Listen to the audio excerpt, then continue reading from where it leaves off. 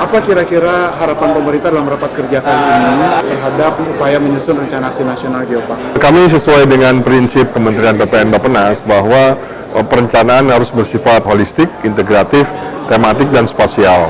Dan ini tentunya harus diterapkan di dalam pengembangan Geopark nasional, khususnya Geopark Indonesia. Dengan penyusunan rencana aksi nasional pengembangan Geopark, sehingga akan terintegrasi perencanaan dari hulu sampai kepada hilir. Keterlibatan pemerintah pusat, pemerintah daerah, dan stakeholder lain seperti pemangku kepentingan, asosiasi, para ahli, dan lain sebagainya bisa sama-sama merencanakan pengembangan Geopark agar dimanfaatkan sesuai dengan tujuannya.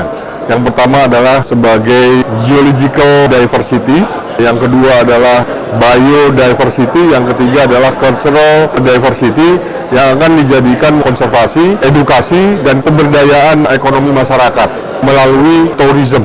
Kita tahu bahwa para wisata kita sedang naik daun, oleh karena itu pengembangan Geopark yang dikelola secara pembangunan berkelanjutan menjadi lebih matching. Pengembangan Geopark dan pencapaian tujuan-tujuan SDGs bisa tercapai. Boleh tahu Pak, kira-kira strategi apa yang kali ini dalam rencana aksi nasional akan dikembangkan oleh pemerintah kita agar khususnya Pak penerima manfaat terbesar dalam masyarakat? Atau kalau ada kendala yang diidentifikasi sekarang yang harus kita antisipasi apa juga? Ya, justru kendala utamanya adalah koordinasi dan pengelolaan.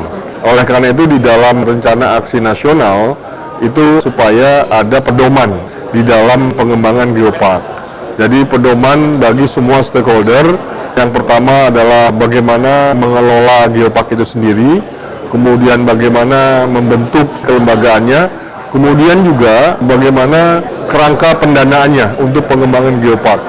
Jadi di dalam rencana aksi nasional itu memberi satu pedoman buat pemangku kepentingan, atau nanti misalnya ada badan pengelola Geopark, bagaimana mereka melakukan pengelolaan, manajemen, pelaksanaan sampai kepada pemeliharaan Geopark itu sendiri, agar Geopark menjadi satu fungsi edukasi, fungsi konservasi, dan fungsi pemberdayaan masyarakat khususnya di bidang pariwisata. Ada pesan-pesan Pak untuk para pengelola Geopark saat ini?